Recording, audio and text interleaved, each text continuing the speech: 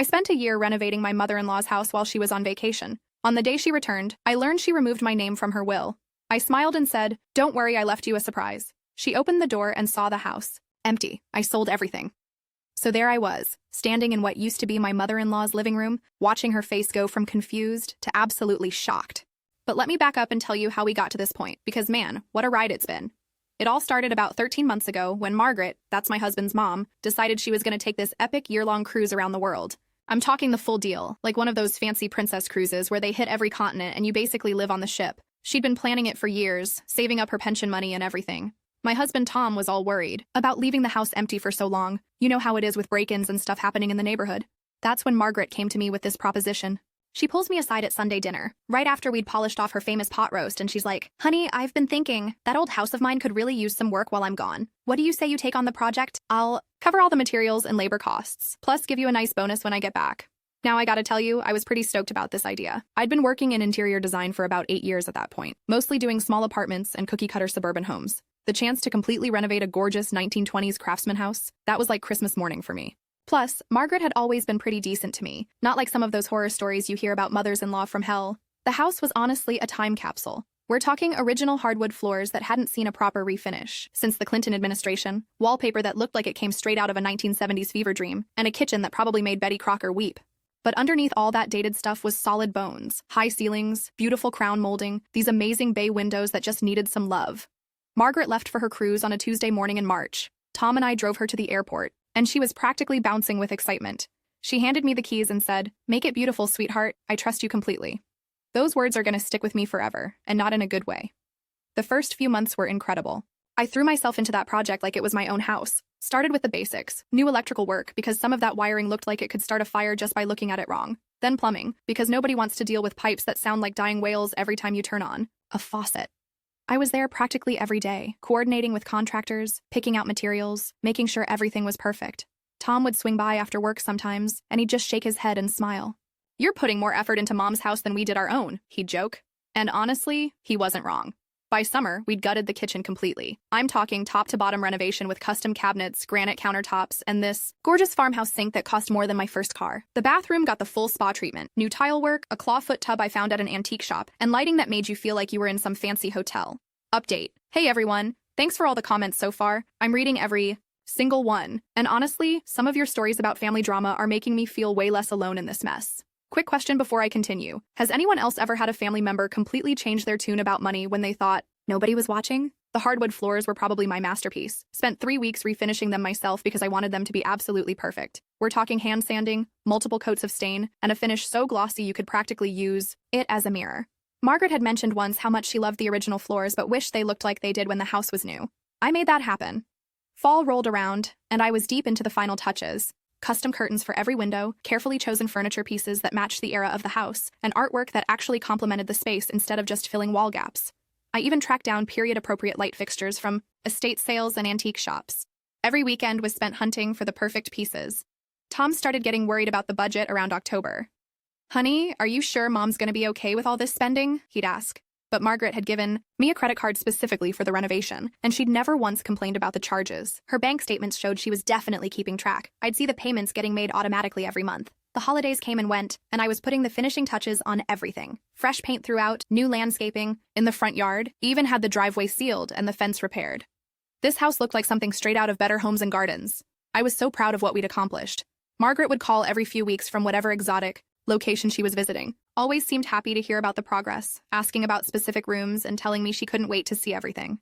"You're such a blessing," she'd say. "I don't know what I did to deserve a daughter-in-law like you." February rolled around, and I knew she'd be back soon. The cruise was scheduled to end in early March, almost exactly a year after she'd left. I spent those last few weeks making sure every detail was perfect. Fresh flowers in every room, windows so clean they were practically invisible, and everything arranged exactly how I thought she'd like it.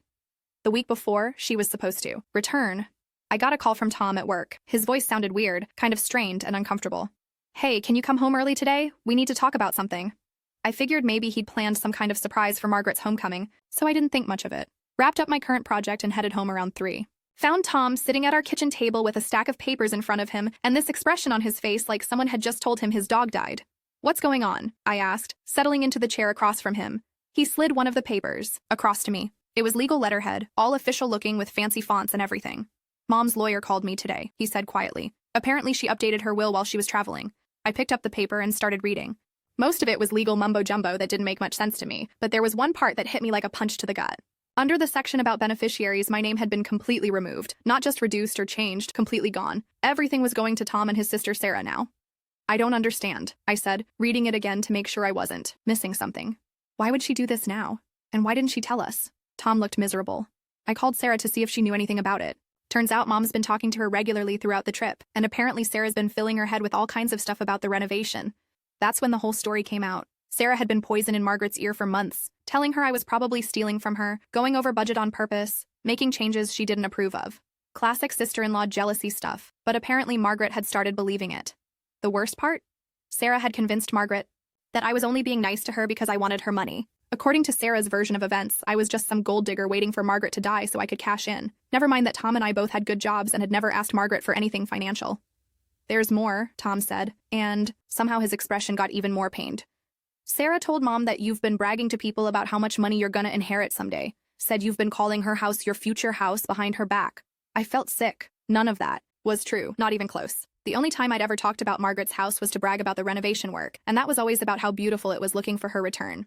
Tom, you know that's not true, right? I needed to hear him say it. Of course I know it's not true, he said, reaching across to squeeze my hand. But Mom doesn't. And once Sarah gets an idea in her head about someone, she doesn't let it go. Update. The support in these comments is honestly overwhelming. Thank you all so much. A lot of you are asking about my husband's reaction to all this family drama. Let me just say that Tom's always been caught in the middle between his mom and sister, and it's not easy for him. But what happened next really showed me what kind of man I married. Should I have seen the red flags earlier with my sister-in-law? Margaret was due back on a Thursday. I'd planned this whole welcome home surprise with all her favorite foods prepared and flowers everywhere. But after learning about the will situation, I honestly didn't know how to face her. Part of me wanted to confront her about it, but Tom convinced me to wait and see how she acted when she got back. Wednesday night, I couldn't sleep. Kept thinking about all those months of work, all the love and care I'd put into making her house perfect. It wasn't about the money. We didn't need Margaret's inheritance. It was about the betrayal, the fact that she'd believed such awful things about me without even asking for my side of the story. Around 2 a.m, I had an idea. Not a great idea, maybe, but an idea nonetheless. See, here's the thing about the renovation. Margaret had given me complete authority over the project, including the right to make purchases and sales on her behalf. It was all documented, signed papers and everything, because we'd needed that authority to deal with contractors and suppliers. Technically, everything we'd bought for the house had been purchased under my name as her agent. I spent the rest of that night researching the legal implications of what I was thinking. Turns out when someone gives you power of attorney for a specific project, and that authority hasn't been officially revoked, you can still act on their behalf. And since Margaret was still traveling and wouldn't be back until Thursday afternoon, technically that authority was still active. Thursday morning, bright and early, I started making phone calls. The antique dealer who'd sold us some of the furniture pieces was thrilled to hear from me. Apparently there was a collector who'd been trying to track down pieces exactly like what we'd bought for Margaret's house. I could probably get you 30% more than what you paid, he said. The contractor who'd done the kitchen renovation had a client looking for exactly the kind of custom cabinets we'd installed. Those are beautiful pieces, he said. I bet I could move them by this afternoon. One by one, I called everyone who'd worked on the house. The tile guy knew someone who collected vintage bathroom fixtures. The flooring specialist had a client who specifically wanted reclaimed hardwood with that exact finish. Even the landscaper knew someone who'd pay premium prices for the mature plants we'd installed in the front yard. By noon, I had buyers lined up for almost everything. The moving trucks started arriving around 1 o'clock. It was like watching a reverse renovation. Everything we'd spent months installing getting carefully removed and loaded up. The buyers had agreed to handle all the removal themselves, so I didn't have to worry about damaging anything. Margaret's flight was supposed to land at 4, and Tom was picking her up from the airport. That gave me just enough time to make sure everything was handled properly. The house was completely empty by 3:30. Not just the renovation stuff, but everything. All the furniture, all the appliances, even the curtains and light fixtures. It looked exactly like it had when she'd left, except cleaner. I left one thing behind, a single folding chair in the middle of the living room with an envelope on the seat. Tom texted me around 4:15 that they were on their way home. Margaret was apparently so excited to see the house that she'd insisted they drive straight there instead of stopping for dinner first.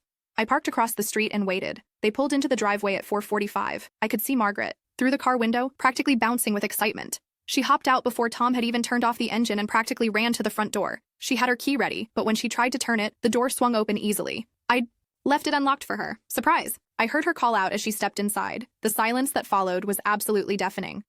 I gave them about 30 seconds, then walked across the street and up to the front door. Margaret was standing in the middle of the empty living room. turning in slow circles with this expression of complete confusion on her face. Tom was just behind her, looking like he was trying to process what he was seeing. "Hi, Margaret," I said from the doorway. "Welcome home." She spun around to face me, and for the first time since I'd known her, she was completely speechless. "I left you a note," I said, nodding toward the folding chair. She walked over like she was in a trance, picked up the envelope, and tore it open. I'd kept the letter short and sweet. "Dear Margaret, I heard about the changes to your will, and I completely understand your concerns about my motivations. To put your mind at ease, I've removed any potential conflict of interest by selling all the renovation materials and improvements back to their original sources. This way, you can be sure I wasn't working on your house for any kind of financial gain. The proceeds from all sales have been deposited into your checking account, minus the exact amount you originally paid for materials. You'll find you've actually made a small profit on the venture. I hope you enjoy your home exactly as you left. Dear best wishes for your retirement. I'd signed it with just my first name. Update." Wow, this blew up way more than I expected. Thanks for all the awards and messages. I'm trying to respond to as many as I can. Some of you are asking what happened next and whether my marriage survived this whole mess. Others want to know if there were any legal consequences for what I did. The ending might surprise you, but I think justice was definitely served. What do you think Margaret's reaction was when she realized what had actually happened? Margaret finished reading the letter, and I watched her face go through about 15 different emotions in the span of 10 seconds. Confusion, anger, disbelief, and finally something that looked almost like respect. "You sold everything?" she asked quietly. "Everything," I confirmed. "The custom cabinets, the refinished floors, the fixtures, even the plants out front. It's all gone back to where it came from." Tom was still looking around the empty room like he couldn't believe what he was seeing. "The floors," he said. "You sold the floors?" "Yep." The flooring guy said they were the best refinishing job he'd ever seen. His client paid premium prices for reclaimed hardwood with that quality of finish work. Margaret slowly sank down into the folding chair. "But the bathroom," she said weakly. "The beautiful clawfoot tub. Antique dealer who sold it to us was thrilled to get it back. Turns out it was worth more than we originally paid. The kitchen? Contractors already installing those cabinets in someone else's house. They really were beautiful pieces." For a long moment, nobody said anything. Margaret just sat there, looking around at her empty house. It was exactly the way she'd left it a year ago. Same old wallpaper, same tired carpeting, same outdated everything. "Why?" she finally asked. "Because," I said, "I wanted to make sure you understood that I never did any of this for money. I did it because I love this family, and I wanted to make something beautiful for someone I cared about. But since you seem to think I had ulterior motives, I figured the best way to prove otherwise was to remove any possibility of financial benefit." Tom found his voice. "Mom, this is exactly what I was trying to tell you on the phone. She spent a year of her life making this place perfect for you." Margaret looked up at me, and I could see tears starting to form in her eyes. "Sarah said—" "I know what Sarah said," I interrupted gently. "And I understand why you believed her. But maybe, next time, you might want to ask me directly, instead of making decisions based on secondhand gossip." The silence stretched out again. Finally, Margaret stood up from the chair. "How much?" she asked. "How much what?" "How much profit did I make from all the sales?" I pulled out my phone and showed her the banking app with her account information. "About 15,000, after all the original costs were deducted. Turns out appreciation on quality materials and craftsmanship is pretty significant." She stared at the number on the screen for a long time. "I want to hire you," she said suddenly. "Excuse me? I want to hire you to renovate my house. All of it. Exactly the way you had it before. I'll pay whatever it costs." I shook my head. "Margaret, I don't think that's a good idea." "Please," she said, and now the tears were definitely flowing. "I made a terrible mistake. I let Sarah poison my mind against someone who was nothing but kind to me. This house was the most beautiful it's ever been, and I threw it away because I was stupid and paranoid." Tom stepped closer to his mom. "Mom, maybe we should talk about this later, when everyone's had time to process everything." "No," Margaret said firmly. "I need to fix this right now, and I need to fix my will too." She turned back to me. "I don't blame you for being angry with me. I don't blame you for what you did today. I probably deserved worse. But please, give me a chance to make this right." I looked at this woman who'd been such a big part of my life for the past 8 years, who'd taught me her pot roast recipe and bragged about me to her church friends, who'd trusted me with her most precious possession and then taken that trust away based on lies. "There's one condition," I said finally. "Anything. Sarah isn't welcome in this house during the renovation. I won't work on a project where I have to constantly worry about someone sabotaging my reputation behind my back." Margaret nodded immediately. "Done. Sarah and I are going to have a very long conversation about boundaries and family loyalty. And I want it in writing that if you change your mind about me again, you'll come talk to me directly instead of just listening to gossip." Done. Tom was looking back and forth between us like he was watching a tennis match. "So, we're really doing this again?" I looked around the empty house, thinking about all those months of work, all the satisfaction I'd felt seeing each room come together perfectly, thinking about how much I'd enjoyed the challenge, how proud I'd been of the results. "Yeah, I said, we're doing this again, but this time we're gonna do it right." Margaret stepped forward and, to my surprise, hugged me tightly. "Thank you," she whispered. "Thank you for being the bigger person." "Just don't make me regret it," I whispered back. 6 months later, Margaret's house was once again the most beautiful craftsman home in the neighborhood. This time, though, things were different. Margaret was involved in every decision, coming by almost daily to check on progress and bringing lunch for the work crews. She seemed to genuinely enjoy the process, and I could tell she was proud to show off the work to her friends. The day we finished, she handed me an envelope. Inside was a check for double what we'd originally agreed on as payment, plus a copy of her updated will.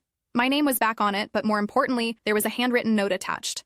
To the daughter-in-law who taught me that family isn't just about blood, it's about who shows up when it matters. Thank you for showing up even when I didn't deserve it. As for Sarah, well, let's just say Margaret had that very long conversation about boundaries and family loyalty. Sarah's name disappeared from the will entirely, and she hasn't been invited to family dinner since Margaret got back from her cruise. Sometimes the best revenge isn't getting even, it's being so obviously right that everyone else has to acknowledge it. Margaret learned that family loyalty goes both ways, and I learned that sometimes taking the high road means making a dramatic detour through Pettytown first. The house is still beautiful, by the way. Margaret loves showing it off to anyone who'll listen, and she always makes sure to mention that her talented daughter-in-law did all the work. Tom jokes that I'm more popular with his mom now than he is, and honestly, I'm okay with that.